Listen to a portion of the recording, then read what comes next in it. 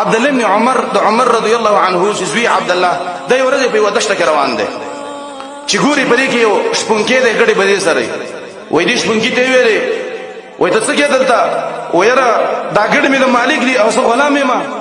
او دا ګډي بسې ولت سره ما نو دی عبد الله بن عمر اسی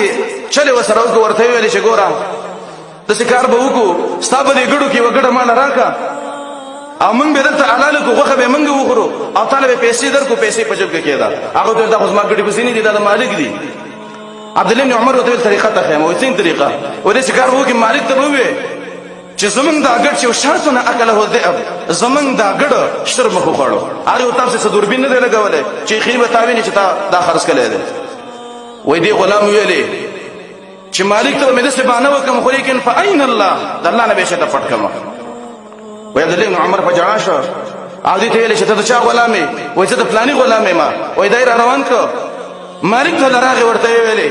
چې دا غلام دې په ما باندې خرڅ کړ وې دې مالک ورته ویلې څنګه په تا باندې خرڅ کړم دا مال دا ګډي وزیر سره